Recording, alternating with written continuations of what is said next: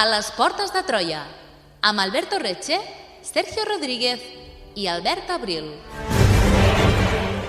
En el programa d'avui analitzarem una de les operacions més sofisticades i sorprenents de les guerres de l'antiguitat. La campanya de tardor-hivern d'Anníbal a la Segona Guerra Púnica, a l'hivern del 218 a.C. Aquesta campanya és la que permet a Anníbal entrar a Itàlia i amenaçar Roma al seu propi territori, i és la clau de les grans victòries d'Anníbal posteriorment. Si aquesta campanya no hagués tingut èxit, la guerra hauria acabat ràpidament amb una derrota dels púnics.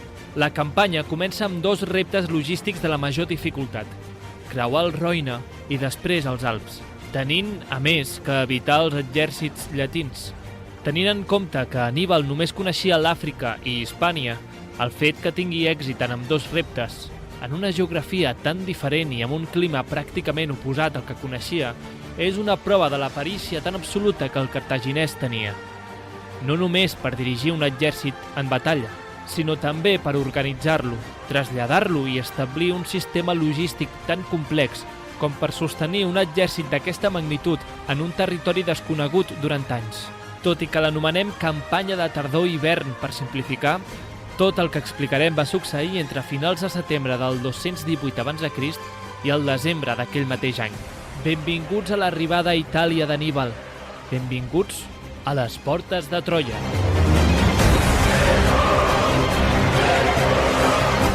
Benvinguts i benvingudes una setmana més a les portes de Troia, el programa de ràdio d'història de la xarxa de comunicació local des dels estudis de Ràdio Castellar.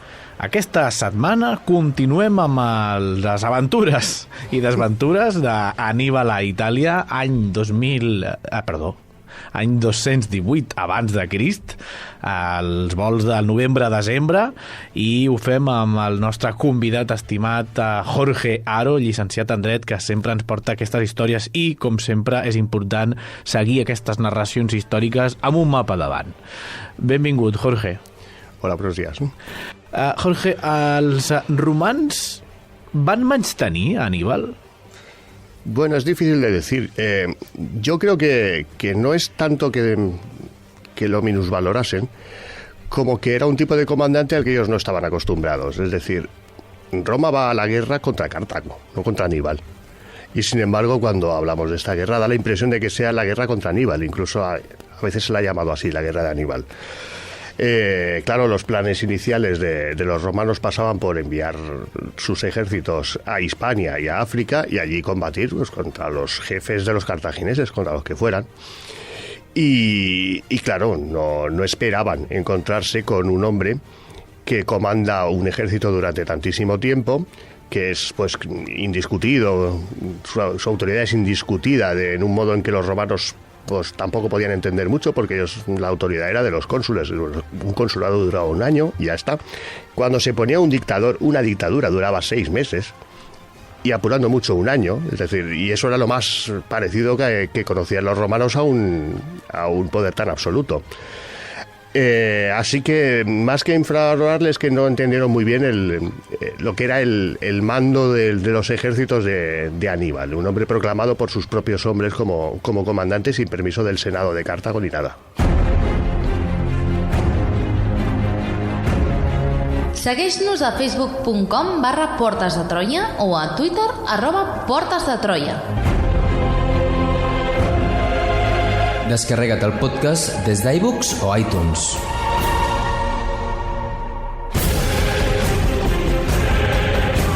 I descobreix tots els continguts del programa a la nostra pàgina web www.portesdetroia.cat. Molt bé, doncs continuem amb Anníbal a Itàlia i avui parlarem d'aquesta incursió a territori italià i començarem amb la batalla del riu Ticino. ¿No es molt d'hora per tenir una altra batalla? Hombre, sí, para Aníbal seguro. Lo que ocurre es que en Río Ticino, más que una verdadera batalla, tenemos que hablar de una escaramuza. Si, aunque es decisiva porque obliga a los romanos a retirarse, pues no hablamos de un combate general, no interviene todo un ejército consular y no hay un ejército total o parcialmente destruido. I ja té Aníbal l'exèrcit en condicions després de tota aquesta societat de la nieve que ha patit als Alps? Bueno, no mucho, pero esta batalla en realidad no estaba prevista por ninguno de los dos bandos. El ejército cartaginés, porque como hemos visto, acababa de cruzar los Alpes y estaba tratando de recomponerse, estaba prácticamente deshecho, venía muy agotado y había perdido pues casi la mitad de los hombres. Aparte de descansar, de alimentarse, de curarse las heridas, de recuperarse los hombres y también los animales, había que reparar el armamento, conseguir más armamento, más equipo. Aparte de todo eso, había que reclutar más tropas, porque para compensar las pérdidas sufridas se necesitaban más gente. Los candidatos para tal empresa, pues evidentemente eran las tribus galas, como ya lo hemos comentado, las que eran más amigas de Aníbal y más enemigas de Roma, especialmente ínsubres y boyos.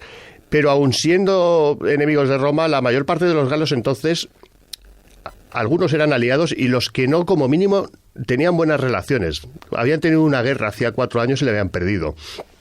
Así que con los romanos, pues que los romanos ya tenían colonias en el Valle del Po, tenían Mediolanum, tenían Placentia, tenían ciudades. Cuando ya los romanos llegan al norte con el ejército de Publio Cornelio Escipión, que nos referimos siempre al padre, aunque el hijo también estaba allá, pues Aníbal se vio obligado a combatir porque sin una victoria en realidad era imposible que los galos confiaran en pasarse a su lado. Necesitaba que confiaran en él. Molt bé, i tot això representa una finestra d'oportunitat que Publi Corneli no podia desaprofitar o sí podia? A ver, Publio Cornelio se dirigió directamente contra los cartagineses. ¿Por qué? En parte por motivos de prestigio y en parte porque acababan de cruzar los Alpes y aún no se habían recuperado. Entonces, mejor ocasión de atacarlos que en ese momento no se podía encontrar. Así que no es una decisión equivocada. Además, tampoco las tribus galas todavía se habían decantado por aliarse con ellos. Cuanto más tardasen en atacar a Aníbal, más fácil era que los galos se fueran pasando a su lado. El problema que tenía Publio Cornelio Escipión es que el ejército consular, la mayor parte no estaba con él, la mayor parte había seguido el camino a Hispania, los había puesto al mando de su hermano, Gneo Cornelio Escipión. Parece que la gens Cornelia era muy de confiar en la familia, llevaba al hijo, al hermano por allí. Molt bé, i aleshores tenim a Publi Corneli, ja al mes de novembre, anant amb una part del seu exèrcit a intentar acabar amb un Aníbal minvat. ¿Es así? Sí.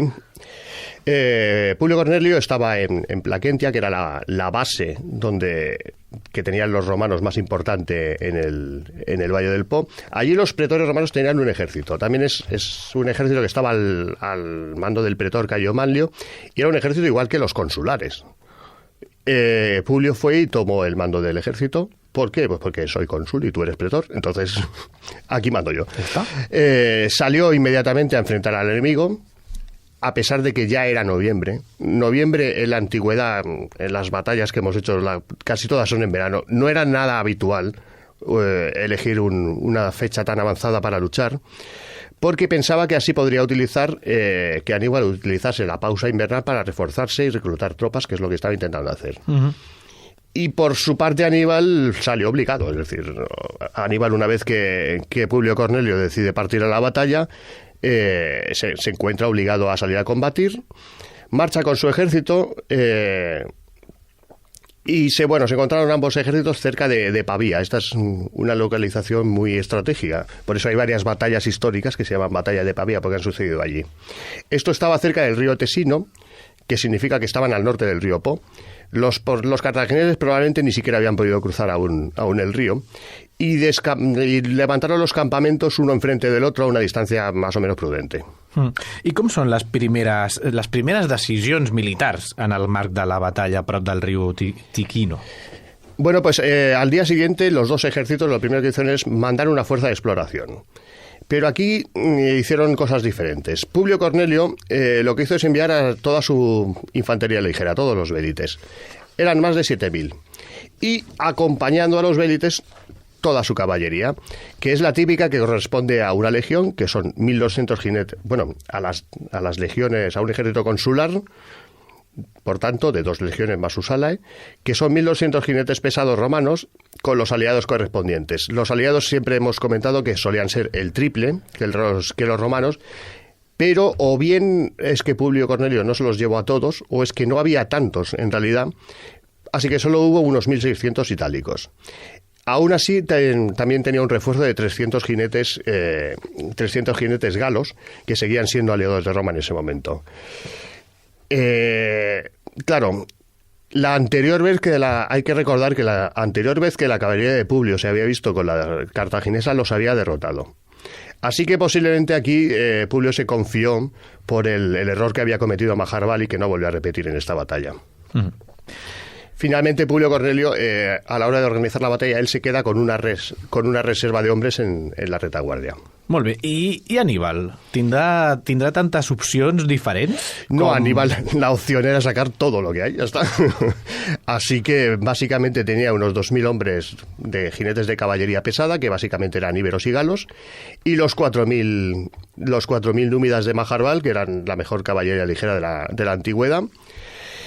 Y, hombre, se presentaba una jornada complicada porque partía en inferioridad numérica y sin infantería de apoyo. Lo que hizo Aníbal fue disponer su caballería pesada en el centro y los númidas los repartió en los dos flancos, 2.000 por cada flanco. Aquí Publio comete su primer error, que es que pone a los vélites en los flancos, en lugar de ponerlos al frente, que es lo que se hubiera esperado de ellos. A les portes de Troia, la història a la ràdio. Descobreix tots els continguts del programa a www.portesdetroia.cat. Molt bé, doncs amb Aníbal disposant tot el que tenia diguéssim, a la seva disposició per fer front a Publi Corneli, com començarà aquesta batalla, aquest xoc? Pues el primer choque fue de las caballerías pesadas de uno y otro lado en el centro. Aquí el combate estaba igualado, pero los romanos llevaban ventaja por el hecho de que mientras los de Aníbal eran 2.000, ellos eran 3.800, quitando menos de eso habría que restar a la guardia que se guardió, a la reserva que había guardado Publio, pero seguían siendo más.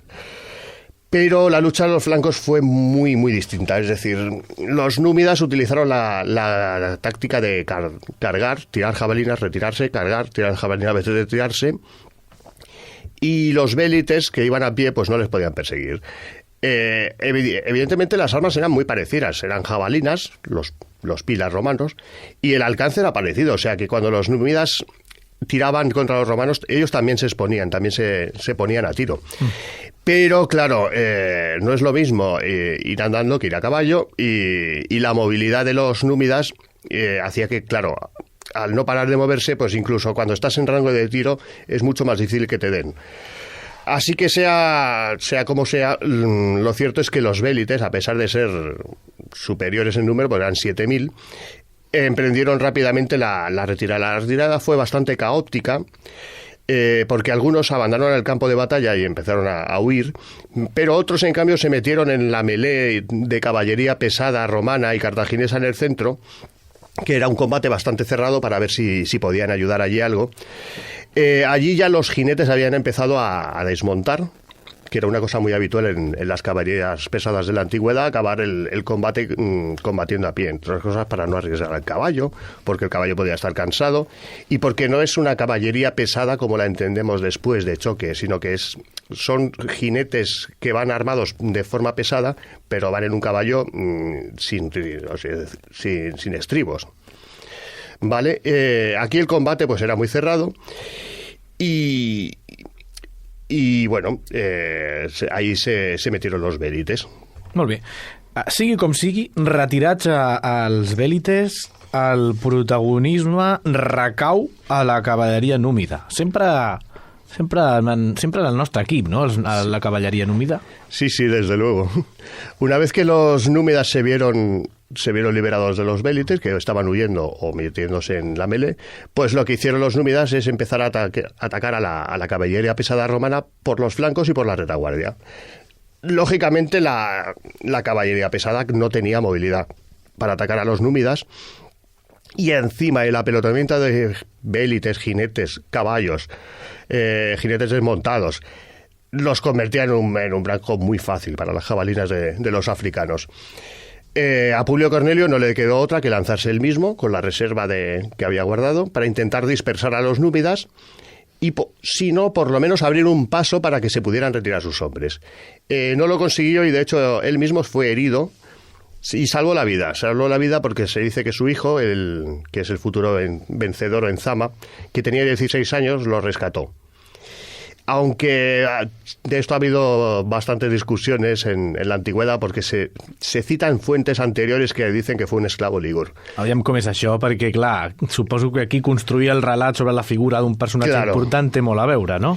Es difícil saber quién lo hizo. Lo que sí sabemos es que Publio Cornelio Escipión, el africano, el joven, a pesar de los 16 años, estaba allí.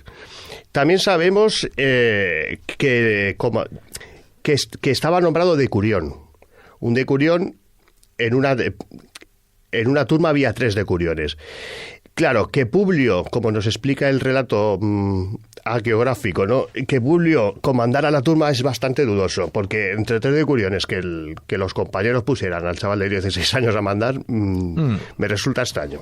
Un pequeño Nicolás de la época. Claro, es que fuera un decurión no quiere decir, en una turma había 30 jinetes, 3 decuriones, pero no había uno que mandaba 10, sino que había uno de los 3 que mandaba los 30.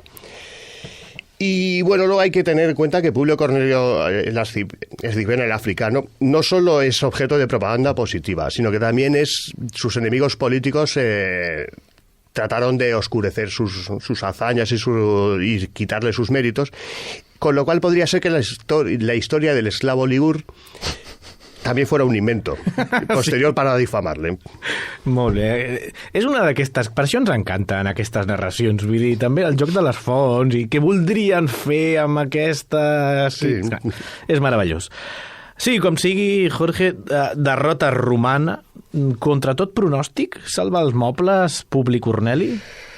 Bueno, la derrota de los romanos fue catastrófica, no a nivel de perder un ejército, pero bueno, la retirada fue muy desordenada y cuando Publio llegó al campamento fortificado donde tenía su infantería pesada que estaba intacta, porque solo se habían enfrentado 2 avanzadillas de ejércitos,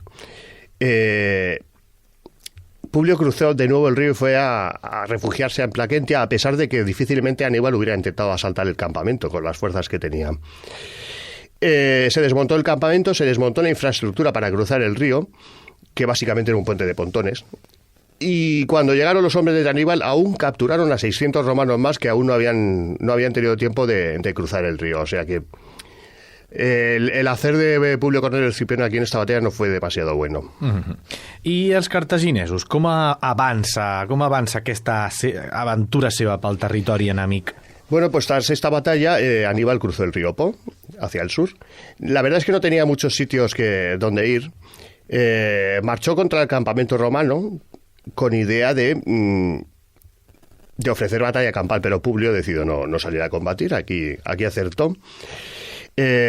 Tuvo otro problema, que es que decidieron salir 2.200 galos que eran auxiliares del ejército romano. Por la noche se levantaron y cortaron las cabezas de los guardias y se fueron a ver a Aníbal y dijeron: le traemos esto de regalo y si nos acepta usted, pues muy bien. Claro, Aníbal lo que hizo es despacharlos enseguida a que se fueran a sus respectivas tribus, a sus aldeas y que trajeran más gente. Que esto ya era lo que realmente necesitaba. Clar, el seu recurs més necessari. Y a partir de aquí ya Aníbal consigue una primera alianza con una tribu y empiezan a llegar reclutas y suministros. En un momento dado, inicialmente el campamento de Aníbal está a 8 kilómetros del campamento romano, así que ya a toda prisa, una noche Publio Cornelio tiene que levantar el campamento y huir a Plaquentia ya dentro de la ciudad. Entonces Aníbal tenía a sus espaldas una ciudad llamada Clastidium, una ciudad pequeña, donde sabía que los romanos habían acumulado mucho grano, y aquí Aníbal usó una de sus tácticas favoritas, que no es tan elegante como otras que vemos habitualmente, que es el soborno, y pagó a unos tipos que eran aliados de los romanos, pero que eran de Brundisium, del actual Brindisi, Y estos, pues a cambio del oro, le entregaron la ciudad y se pasaron también a su bando. Esto no es del todo raro porque los enemigos más enemigos de Roma en Italia estaven en el sur, generalmente. Clar, perquè Brindisi està ja tirant cap al sud, que claro, com estem aquí demanen als nostres oients... Era una ciudad que no había sido sometida durante... Ciudades como Brundisium, Tarento, habían sido sometidas hacía poco tiempo relativamente y era todavía fácil encontrar gente con ánimo de revancha. De revancha, molt bé. Clar, sembla que als romans els hi va tot malament. Sí, la verdad es que de momento les ha salido todo mal. Hay que observar aquí una cosa, es que Aníbal no ataca a Placentia. Los detractores de Aníbal, una de las cosas que le suelen acusar es de no haber atacado Roma. Y la verdad es que hay que señalar que Aníbal en Italia, con el ejército que tenía, tomó muy pocas ciudades. Acabamos de ver cómo tomó una ciudad con un soborno. Y que básicamente las ciudades que tomó eran de muy poca importancia y muy mal defendidas, o bien ciudades que se pasaron a su bando, porque cuando tuvo que hacer un asedio tardó mucho tiempo y sufrió muchas pérdidas. Y un ejemplo es por ejemplo el de Sagunto, donde estuvo 7 meses para tomar una ciudad que no era excesivamente grande y tuvo muchas pérdidas. Molt bé, Jorge, doncs ens endinsem ara en el que serà la següent batalla en territori itàlic. Estem parlant de la batalla de Trèvia. Quina prèvia hem de tenir en compte sobre aquesta batalla? Bueno, lo primero que yo señalaría es que esta es la primera de las grandes victorias de Aníbal. Es decir, las grandes y más recordadas victorias de Aníbal contra los romanos son Trevia, Lago Trasimeno y Cannae, que son lo que le dieron el aura a Aníbal de ser prácticamente invencible y que llevaron a los romanos a evitar a partir de entonces las batallas campales contra él durante mucho tiempo. En Trevia estamos hablando, sí, de un ejército consular entero, con sus 2 legiones, con la sala y correspondientes, que además se enfrentan a los cartagineses con el refuerzo de los hombres de Cayo Mailio, de los que había tomado el mando Publio Cornelio, que son prácticamente otro ejército consular casi, lo que quedaba de ellos, porque, como hemos visto, la infantería no había sufrido bajas. Y bueno, se considera que eran unos 40.000 hombres y de ellos sobrevivieron 10.000 solo. Así que evidentemente los romanos sufrieron una catástrofe absoluta. I hem d'afegir a tot això que ens trobem en un hivern fred, segons les fonts, oi? Sí, esta batalla es excepcional respecto a las que conocemos de la antigüedad porque se libró en invierno. Se cree incluso bastante acertada la fecha del 18 de diciembre. Era el norte de Italia y además era un año que los historiadores señalan que hacía particularmente frío y que en diciembre ya había nevado, o sea que era un clima muy frío. De hecho, la mayor parte de los muertos no cayeron en combate, sino que cayeron en la desbandada final, que es como solía pasar, y en muchos de estos casos parece que murieron en el río, murieron ahogados, y yo creo que más bien debieron de morir por hipotermia incluso. Molt bé, i en aquestes alçades de la pel·lícula entra en joc Tiberi Semproni Longo. Qui és? Sí, Tiberio Semproni Longo era el cónsul que acompañaba al Publio Cornelio Escipión aquel año. A Publio lo habían enviado a Hispania y a Tiberio lo habían enviado a Sicilia. Al saberse que en Roma, que Aníbal no se había quedado en Hispania, sino que estaba ya en el norte de Italia y que había derrotado en un primer combate al otro cónsul, pues se juzgó que lo mejor era llamar de vuelta a Tiberio Semproni Longo con sus legiones para que le hiciera frente allá en Italia. Así que Tiberio Semproni Longo contaba con el ejército consular casi intacto y sumaba la mayor parte del ejército que Publio había formado antes de la batalla del Tiquino. Así que era un ejército muy respetable. Y estamos hablando de un personaje que no era ningún novato, había sido cónsul ya anteriormente y en Sicilia no había estado precisamente de vacaciones, a pesar de que su ejército estaba casi intacto porque sí que había tenido varios combates, pero sobre todo navales. Y hay que señalar que había tenido éxito contra los cartagineses, que tenían una flota inferior en número ya a la romana, pero que seguía siendo competente y que intentaba recomponer las viejas alianzas de Cartago en Sicilia. Incluso Tiberio Semproni Longo había capturado Malta sin ni siquiera necesidad de combatir, donde se le rindieron 3.000 cartagineses. I quines eren les intencions de Tiberi Semproni?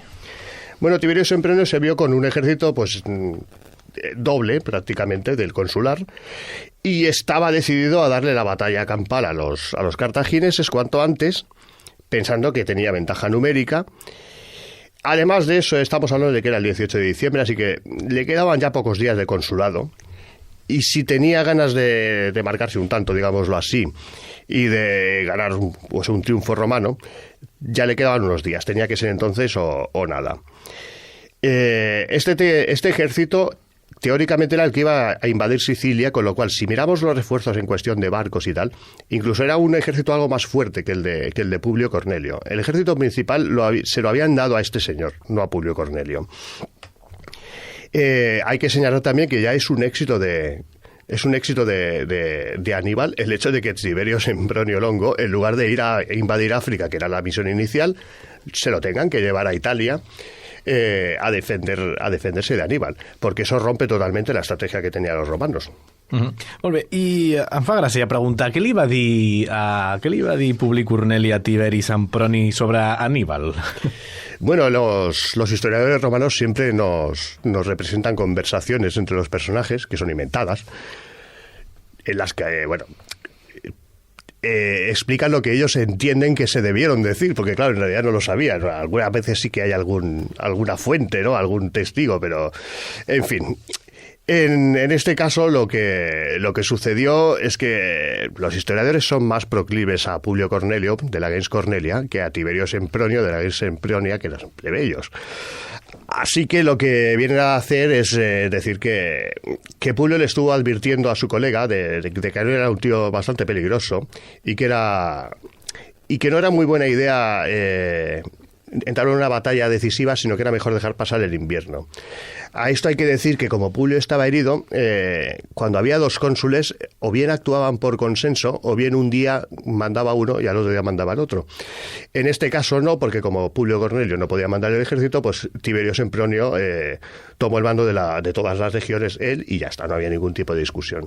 Molt bé, per tant, Publi Corneli, resumint, li diu a Tiberi Semproni que no ataqui. I li fa cas, Tiberi Semproni? No, no, se decidió por atacar cuanto antes, además. Él se dirigió al campamento que había levantado Publio Cornelio después de su retirada y tomó el mando de las tropas. Simplemente hizo uso de su superioridad por estar en activo mientras el otro estaba herido. Y bueno, aquí los romanos hay que decir que dominaban el camino que va desde Placentia, Piacenza, a Ariminum, Rimini.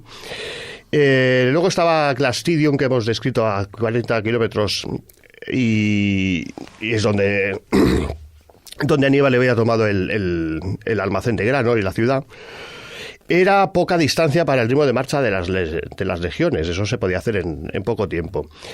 Era un lugar muy frío, había nevado, el terreno es llano, no hay árboles prácticamente y, bueno, parecía el lugar perfecto para una batalla campal. Aníbal, según algunas fuentes, estaba mejor informado que Tiberio, gracias a sus nuevos amigos galos, y sí que más o menos fue capaz de elegir el terreno en el que se iba a luchar, y donde además, según algunos autores, dispuso un lugar de una emboscada que algunos otros niegan, pero que no sería nada fácil de encontrar en aquel paisaje, y para dirigir a la misma contaría con su hermano Magón. Molt bé, i com preparen Aníbal i el seu germà Magón aquesta emboscada? Bueno, el campamento de Aníbal estaba al sur del Po y al este del Trebia, es decir, había que cruzar el Trebia para encontrarlo. El campamento de Publio y el de Tiberio Sempronio estaban casi al lado, pero no se habían juntado, que es lo que solían hacer cuando se encontraban los dos. No estaba al lado de Placentia, sino que estaba al sur, porque en el flanco sur les resguardaban unas montañas y los dos campamentos estaban allí. Se consideraba más seguro aquello que en Placentia. Que no unieran los campamentos se puede interpretar como una desconfianza mutua.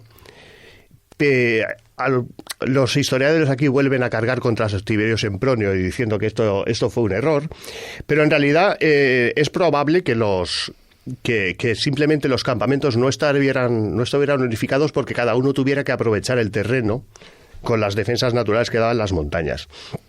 hay que señalar que los historiadores romanos siempre trabajaban para familias patricias, para familias con dinero, y durante la Segunda Guerra Púnica, siempre que hay algún conflicto y vemos al cónsul plebeyo y al cónsul patricio, los historiadores siempre echan la culpa de todo lo que está mal hecho al plebeyo. Porque hay que señalar que en esta época en Roma ya era obligatorio que hubiera cada año un cónsul plebeyo y un cónsul patricio. A les portes de Troia. Descobreix la teva història.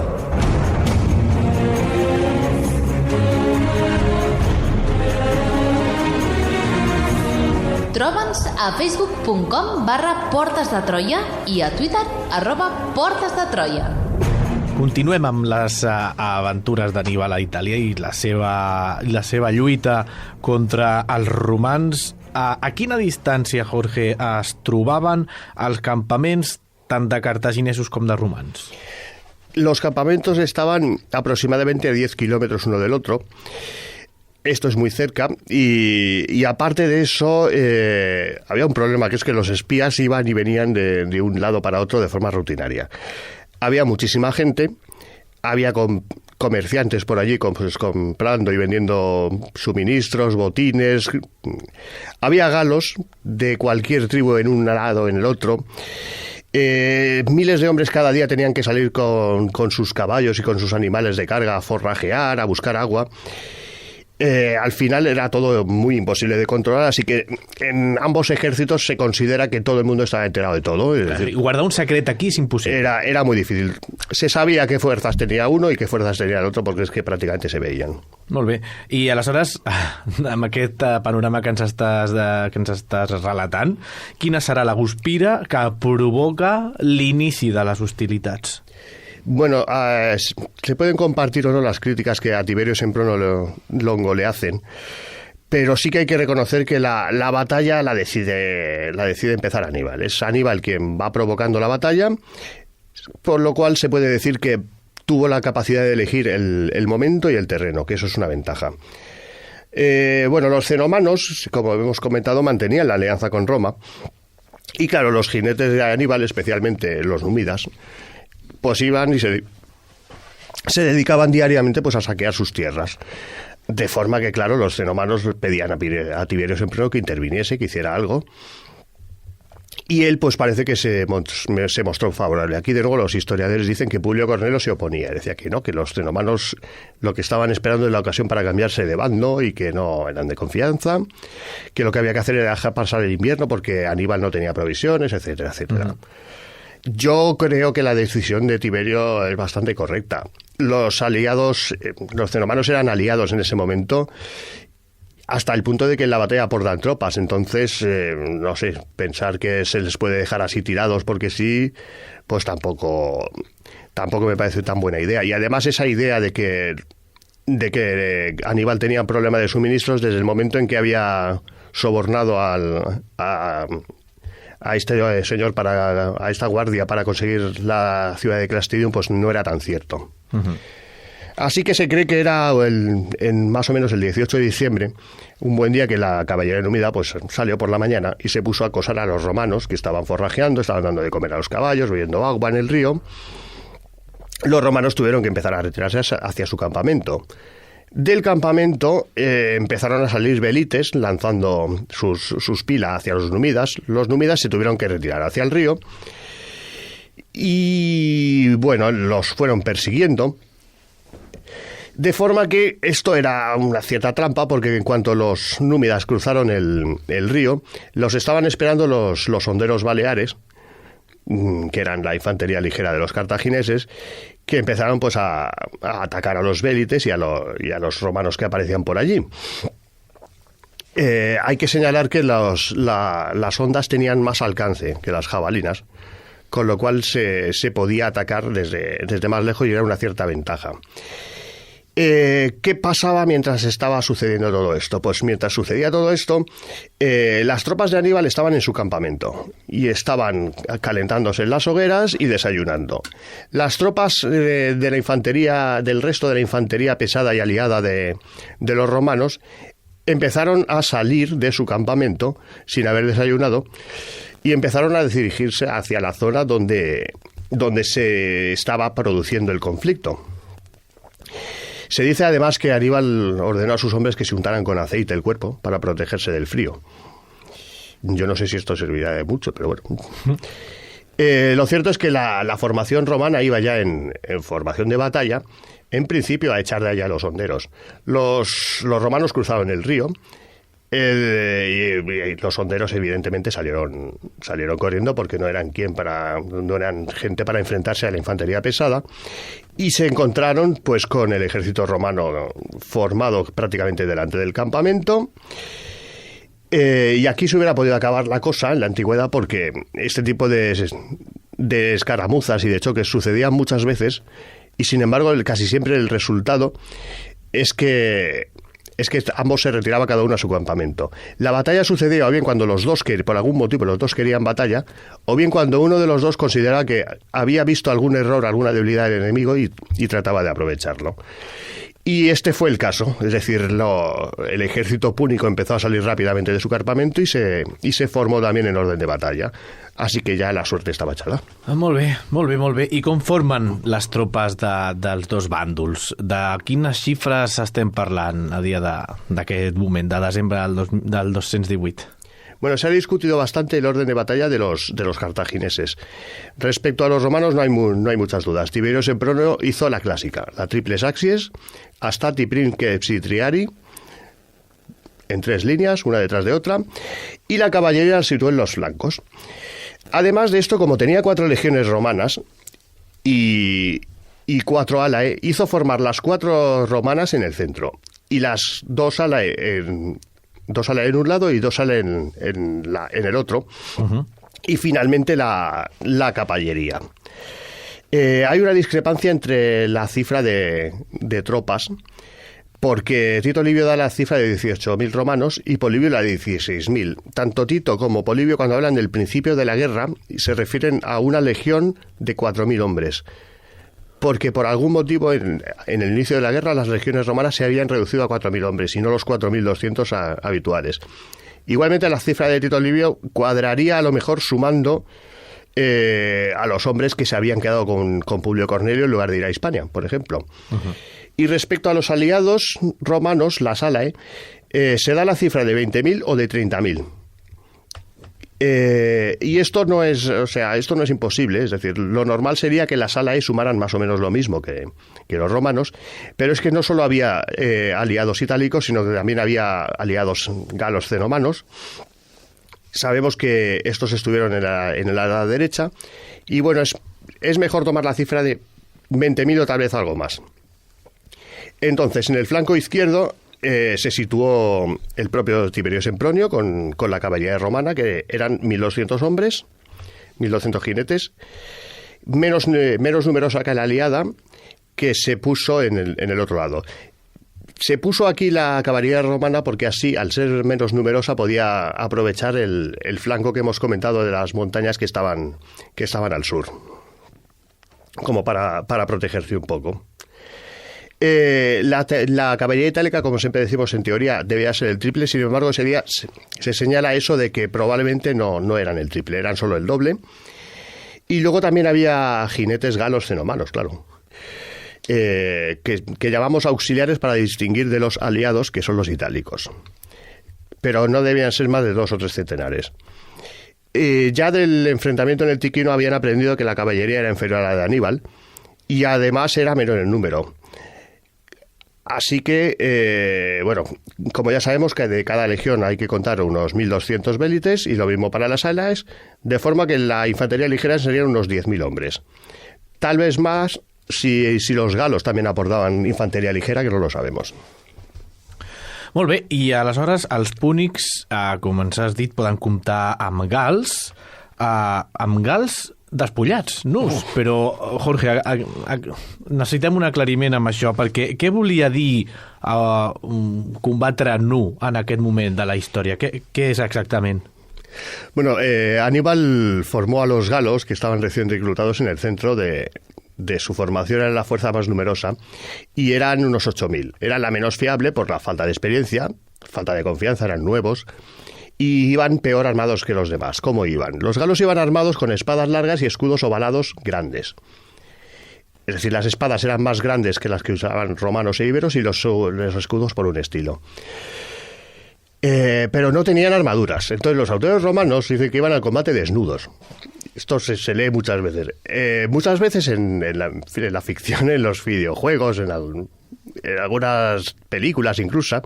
Esto hay quien lo ha entendido literalmente y ha representado a los galos pues realmente desnudos, con las armas y ya está. O a veces pues desnudos de cintura para arriba o vestidos con muy poca ropa.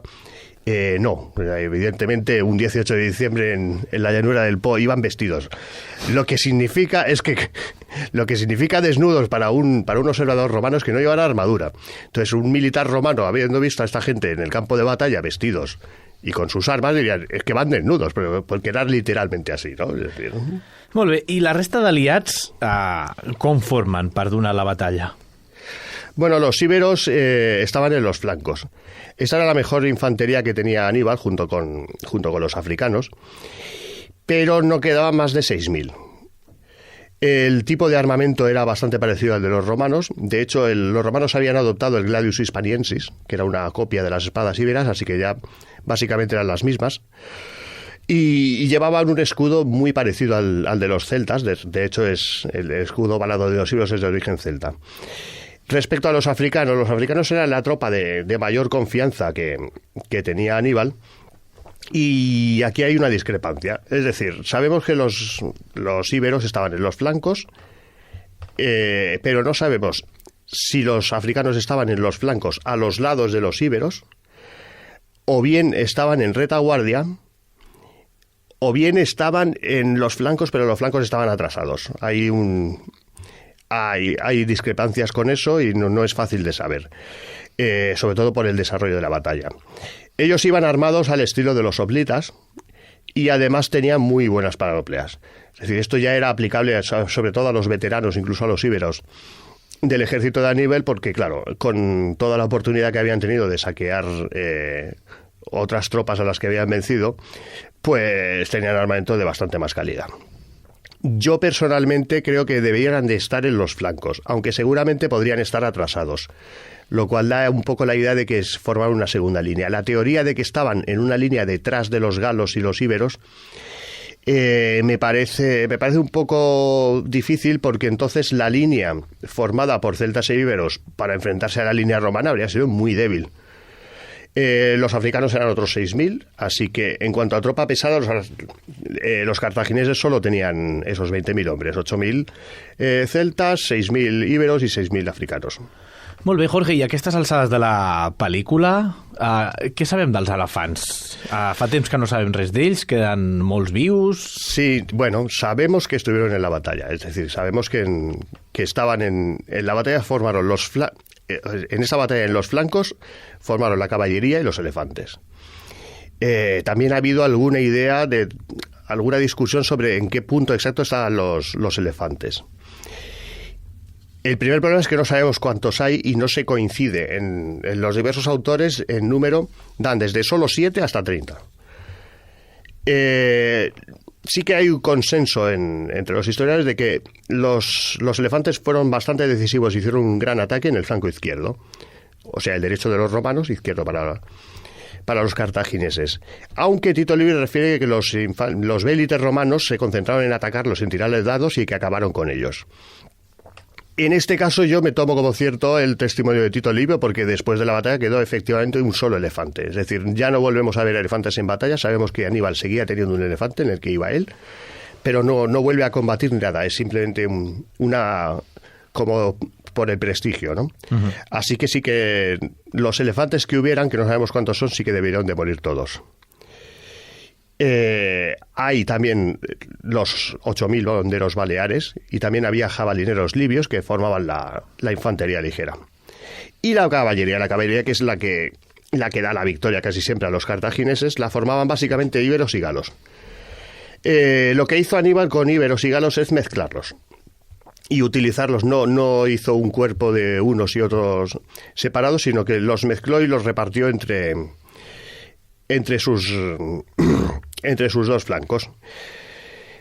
¿Qué pasó con los númidas? Los númidas eran unos 4.000 entonces. Ya hemos visto el trabajo que habían estado previamente. Habían sido los que habían provocado la batalla, así que durante la batalla estuvieron más o menos en reserva y participaron poco porque tenían que descansar, participaron en la fase final. Molt bé, doncs ara sí que sí. Com van ser els enfrontaments en plena batalla, Jorge? Bueno, el enfrentamiento fue bastante rápido. En cuanto empezó, pues empezó de la forma habitual de este tipo de combates en la antigüedad, que es que las infanterías ligeras empezaron a arrojarse proyectiles, pero claro, los honderos baleares resultaron ser muy superiores a los vélites. Es decir, no solo tenían más puntería y tenían más práctica, sino que además tenían mayor alcance, así que los jabalineros o los vélites tenían que ponerse a tiro de los honderos para intentar darles. Enseguida esto significó que los romanos tuvieron que hacer avanzar a su infantería pesada porque la ligera estaba en inferioridad, y entonces se retiraron también. Ambas infanterías ligeras se retiraron detrás de sus líneas, que es lo que se hacía siempre en todas las batallas, para que siguiera el choque con las infanterías pesadas. Si bien tanto los honderos como los vélites se fueron más bien a los flancos para ayudar en el ataque a los elefantes o caballería en el caso de cada uno. Según Diego Toribio, como ya hemos dicho, pues los vélites la tomaron con los elefantes. ¿Y Tiberi Semproni y la caballería, qué les pasa? Bueno, Tiberio Semproni fue derrotado. Esto era totalmente previsible porque iba con 1.200 jinetes contra 4.000 íberos y celtas. Y se contaba perfectamente con que era simplemente mantener, o sea, estos choques se trataba de mantener al enemigo el mayor tiempo posible para que no te rodease. Así que tuvo que huir a la retaguardia, pero la retaguardia siguió dando órdenes, intentó llegar al flanco derecho, donde el choque de caballerías estaba más igualado, porque claro, los itálicos y cenomanos en un lado pues eran más que los 1.200 hombres que tenía Tiberio Sempronio y se enfrentaban pues eso a íberos y celtas, en el otro otros 4.000. Allí, ¿qué pasó? Que entonces aparecieron los númidas. Y además es ahí donde estaban los elefantes que quedaban. No sabemos, de 30 a 7. Yo personalmente no me creo que fueran 30, pero bueno, a lo mejor sí que había 14 o 15, ¿no? Todo eso no tenía, es decir, allí los romanos empezaron a perder, pero todo eso es que no era ninguna sorpresa. Es decir, los romanos ya sabían que tenían que saber que eso iba a pasar, que su caballería era inferior y que iba a perder, y que además estaban incluso los elefantes, ¿no? Que vendrían los númidas. ¿Cómo se podía ganar la batalla? La batalla se podía ganar si la infantería pesada romana, que iba ganando en el centro de la formación, era capaz de derrotar a la cartaginesa. Y aquí es donde pasa algo un poco extraño. Aquí hay 2 legiones, de las 4 legiones romanas que formaban el centro, hubo 2 que rompieron la línea, partieron el ejército enemigo totalmente. Y claro, esto en las batallas de la antigüedad normalmente implicaba ganar la batalla. Sin embargo, el resto de las infanterías pesadas de las legiones romanas y de la Salae se quedaron rodeados por galos y por íberos y por los africanos que aparecieron, o bien por los flancos atrasados, como me parece a mí que debe ser, o bien desde atrás directamente. Y aquí hubo algún tipo de confusión, porque empiezan historias que no sabemos bien cómo interpretar. Clar, com a tota història èpica, sempre hi ha informacions dubtoses o sense sentit o poc fundamentades. Bueno, empecemos con ellas. Aquí, en este punto en el que los romanos pueden ganar o perder la batalla, se produce, según algunos historiadores, la famosa emboscada de Magón Barca. Según algunos, Magón se había escondido en un riachuelo que estaba lleno de zarzas, con unos 1.000 hombres escogidos. Es decir, él había elegido a 100 hombres y le había dicho a cada uno de estos que eligiera a otros 9 para tener a los 1.000 mejores hombres del ejército. es raro que los romanos pasaran por allí y no los vieran, ¿no? Pero podría ser.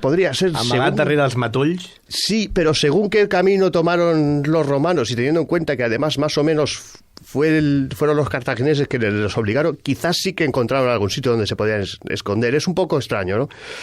Pero bueno, este ataque por la retaguardia sería, según algunos historiadores, lo que había desbandado a los romanos, porque en la confusión de una batalla tú en realidad no sabes si vienen 1000 o si vienen 10.000. Uh-huh. Y luego viene la otra excusa o razón real de la derrota, que es la lluvia. Empezó a llover mucho, de forma que prácticamente no se veía.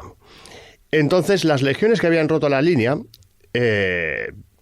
se dieron cuenta de que en lugar de volverse y atacar la retaguardia cartaginesa, lo que hicieron es que vieron que la batalla estaba perdida y que no podían atacar ni a la retaguardia ni al campamento cartaginés, con lo cual lo que hicieron es dirigirse al norte para luego girar otra vez hacia el este y volver a la ciudad de Placentia.